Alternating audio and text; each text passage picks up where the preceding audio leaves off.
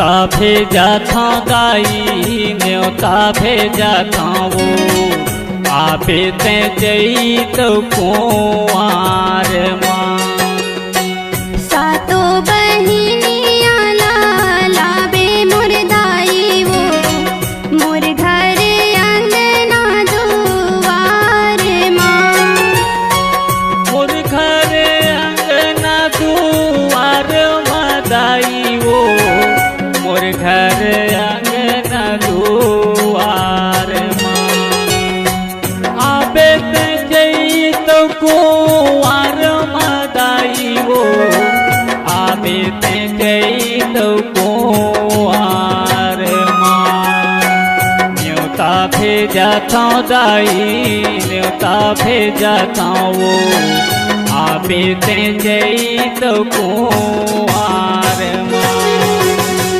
न्योता भेजा था दाई न्योता भेजा था वो आपे ते जई तो कुंवार माँ सातो बहिनिया लाबे मोर दाई वो मोर घर अंगना दुआर माँ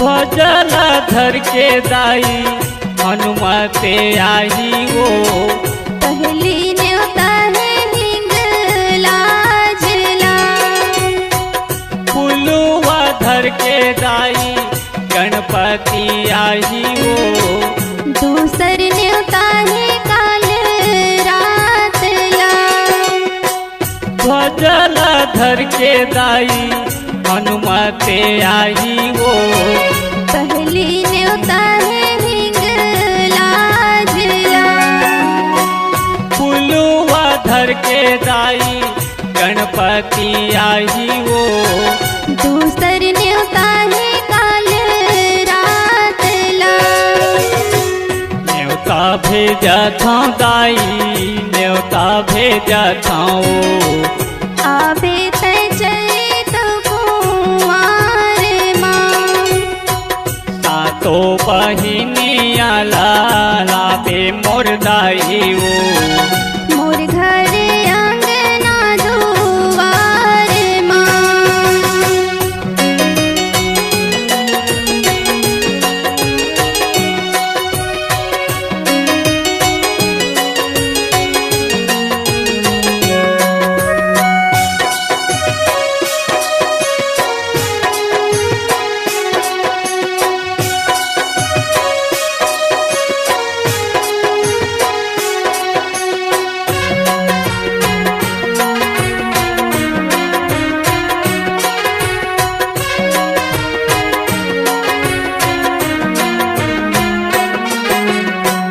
नरियर धर के दाई कार्तिके आई वो तीसर न्योता है दुर्गा दाईला नीबुआ धर के दाई भोले बाबा आई वो चौथा न्योता है चंडी माईला नरियर धर के दाई कार्तिके आई वो तीसर न्योता है दुर्गा दाईला नीबुआ धर के दाई भोले बाबा आई वो चौथा न्योता है चंडी माईला न्योता भेजा था दाई न्योता भेजा था वो आबे ते जई तो कुंवार माँ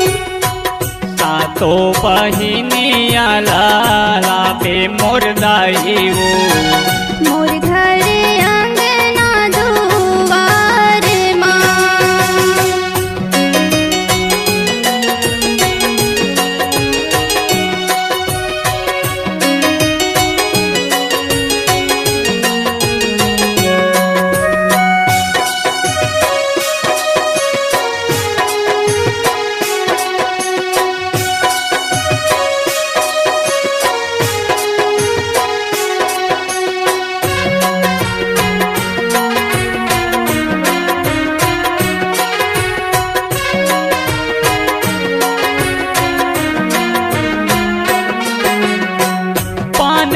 सुपारी धर के रामे हाया ही वो पंचम न्योता है महामाइला। लाली चुनरिया धर के लाखने आई वो छठवा न्योता है बूढ़ी माइला। पाने सुपारी धर के रामे हाया ही वो पंचम न्योता है महामाइला। लाली चुनरिया धर के लाखने आई वो छठवा न्योता है बूढ़ी माइला। न्योता भेजा था दाई न्योता भेजा था आबे तय तो कुंवार माँ। सातो बहिनिया लाला पे मुर्दाई वो मोर घर अंगना दुआर माँ।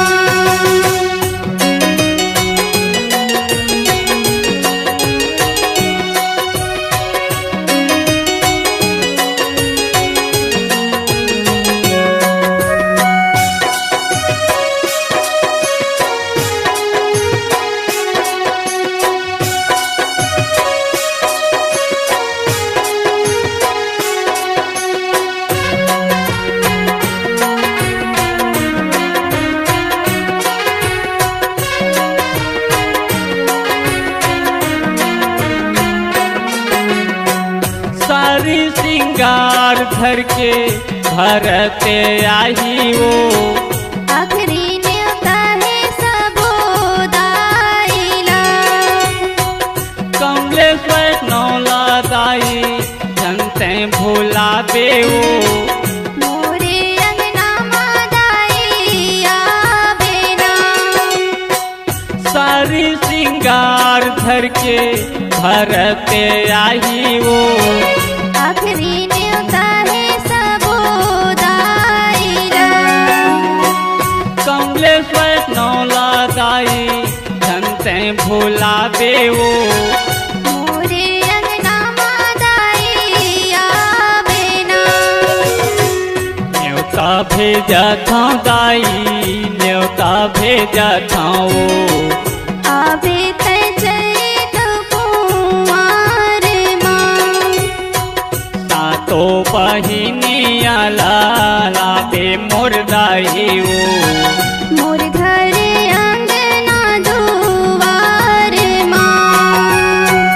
मोर घर अंगना दुआर मदाई वो मोर घर अंगना दुआर